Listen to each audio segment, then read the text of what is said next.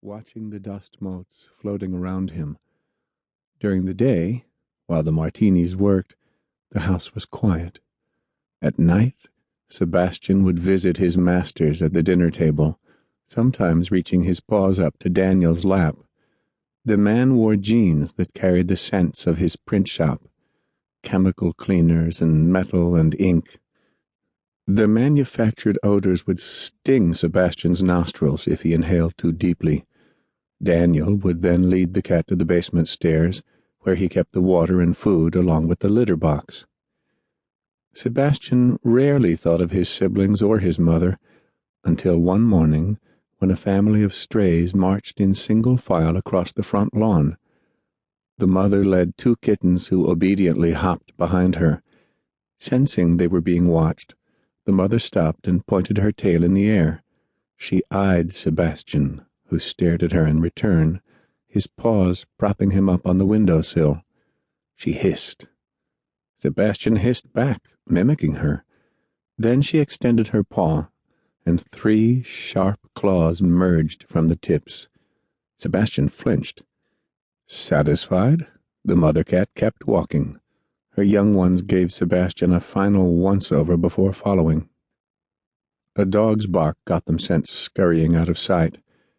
The dog was Hank, a brown mutt who lived across the street. Hank seemed to have no purpose in life other than barking until he was hoarse, while his red nylon leash strained to keep him at bay. He often focused his anger on Sebastian, who slept on the windowsill when he wanted to feel the cool glass on his side. On this day, Sebastian let Hank holler for a little while before stepping away from the window. It was an act of mercy. Sebastian gazed at his own paws and noticed for the first time that the toes were not as long as those of the other cats. The digits had been sheared off. That seemed impossible, for he should have remembered such an incident. Regardless, this observation produced a moment of clarity for him. There were probably many things he did not remember about his past, living by himself in this house, sleeping away the time. Moreover, there were cats and other creatures beyond the walls, and he had been one of them. But now he was here, separated from others like him. He knew there was no way out, even though he had never searched for one. Though it may have been terrifying, the moment drifted away, along with most other memories. There was warmth and food here, along with other wonders and distractions.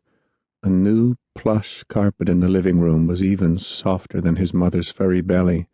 An enormous, gaudy mirror took up nearly an entire wall of the living room, leaving him baffled for weeks after its installation. Not only was there another room, but another cat.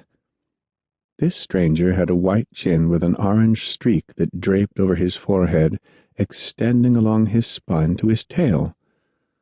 Though Sebastian was relieved to discover that the other cat was an illusion, he still had to remind himself of this fact every time he walked by the mirror. He dedicated entire days to the new television, with its flickering screen, endless looping wires, and whirring circuitry. When the Martinis left the attic door open, Sebastian had a new world to conquer, filled with toys, cardboard boxes, holiday decorations. His first expedition lasted from one sundown to the next.